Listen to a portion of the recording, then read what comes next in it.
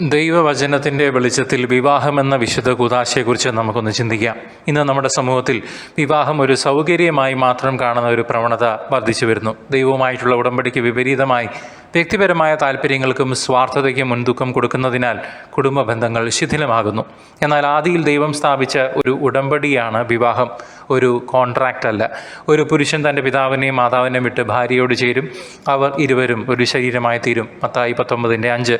ഈ കൂടിച്ചേരൽ കേവലം ഭൗതികമായ ഒരു ബന്ധമല്ല, മറിച്ച് ദൈവപിതാവിൻ്റെ സ്നേഹത്തെയും ത്രിത്വൈക കൂട്ടായ്മയെയും പ്രതിഫലിക്കുന്ന ഒരു ആത്മീയ അഗാധമായുള്ള ബന്ധമാണ്.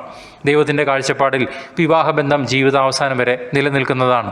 ഒരുമിച്ച് സന്തോഷത്തിലും ദുഃഖത്തിലും രോഗത്തിലും ദാരിദ്ര്യത്തിലും വിശ്വസ്തയോടെ ജീവിച്ച് പരസ്പരം ആത്മാവിനെ വിശുദ്ധീകരിക്കാനുള്ള ഉത്തരവാദിത്വം ദമ്പതികൾക്കുണ്ട്. വിവാഹം എന്ന കൂദാശയിലൂടെ ഭാര്യ ഭർത്താക്കന്മാർ തങ്ങളുടെ വ്യക്തിപരമായ താല്പര്യങ്ങൾ മാറ്റിവെച്ച് തൻ്റെ പങ്കാളിയുടെയും കുടുംബാംഗങ്ങളുടെയും ആത്മരക്ഷയെ ലക്ഷ്യമാക്കി പ്രവർത്തിക്കണം. നിങ്ങളുടെ വ്യക്തിപരമായ താല്പര്യങ്ങളിലല്ല, മറിച്ച് മറ്റുള്ളവരുടെ താല്പര്യങ്ങളിലും ശ്രദ്ധിക്കണം. ഫിലിപ്പിയർ 2:4. ഈ വചനം വിവാഹ ജീവിതത്തിൽ പ്രാബല്യത്തിൽ വരുത്താൻ നമുക്ക് പരിശ്രമിക്കാം. കുടുംബജീവിതത്തിൽ ഉണ്ടാകുന്ന പ്രതിസന്ധികളും വേദനകളും ദൈവത്തെ കൂടുതൽ ആശ്രയിക്കാനുള്ള അവസരങ്ങളായി നമുക്ക് കാണാം. യേശുവിനെ മുറുകെ പിടിച്ച് പ്രാർത്ഥനയിലൂടെയും കൂദാശകളിലൂടെയും കുടുംബാംഗങ്ങളുടെ രക്ഷയ്ക്ക് വേണ്ടി പ്രവർത്തിക്കണം. എല്ലാ കുടുംബാംഗങ്ങളുടെയും ആത്മാവിനെ വിശുദ്ധീകരിക്കുക എന്ന പൊതു ലക്ഷ്യത്തിലേക്ക് ഒരുമിച്ച് ദമ്പതികൾ നടക്കുമ്പോൾ ദൈവത്തിൻ്റെ കരുണയും അനുഗ്രഹവും നമ്മുടെ കുടുംബത്തിൽ നിറയും. എളിമ എന്ന പുണ്യമില്ലാണ്ട് ക്ഷമിക്കുവാനും ക്ഷമ ചോദിക്കുവാനും നമുക്ക് സാധിക്കുകയില്ല.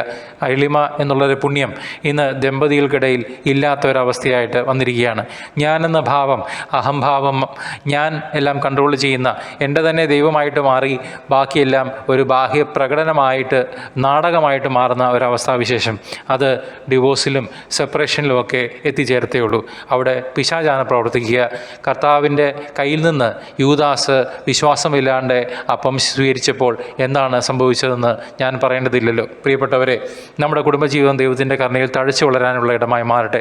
ഒരുമിച്ച് പ്രാർത്ഥിച്ചും സ്നേഹിച്ചും ക്ഷമിച്ചും ത്യാഗം സഹിച്ചും ജീവിക്കുമ്പോൾ നമ്മുടെ കുടുംബം ദൈവത്തിൻ്റെ കൃപയുടെ ആലയമായി മാറും. നമ്മുടെ കുടുംബത്തെ നശിപ്പിക്കാനുള്ള എല്ലാ ദുശക്തികളിൽ നിന്നും നമ്മെ രക്ഷിക്കാൻ ദൈവത്തിന് മാത്രമേ കഴിയുള്ളൂ. നമ്മൾ ചെയ്യേണ്ടതൊന്ന് മാത്രം, ദൈവകൽപ്പനകളെ അനുസരിച്ച് വിശ്വസ്തയോടും സ്നേഹത്തോടെയും ജീവിക്കുക. അങ്ങനെ ചെയ്യുമ്പോൾ ദൈവത്തിൻ്റെ കൃപ നമ്മുടെ കുടുംബത്തിൽ നിറകൊണ്ട് വിവാഹമെന്ന ഉടമ്പടി ദൈവം നൽകിയ ഉടമ്പടിയെ നാം ബഹുമാനിക്കുകയും നമ്മുടെ കുടുംബത്തെ വിശുദ്ധീകരിക്കുകയും ചെയ്യാം. അങ്ങനെ ദൈവത്തിൻ്റെ കരുണയിൽ വളർന്ന് സ്വർഗത്തിൽ നിത്യ സൗഭാഗ്യം പ്രാപിക്കാൻ നമുക്ക് യോഗ്യരാകാം. അങ്ങനെയെങ്കിൽ നമുക്ക് ദൈവത്തിന് നന്ദി പറയാം, നമ്മളെ അനുഗ്രഹിച്ചതിനായി.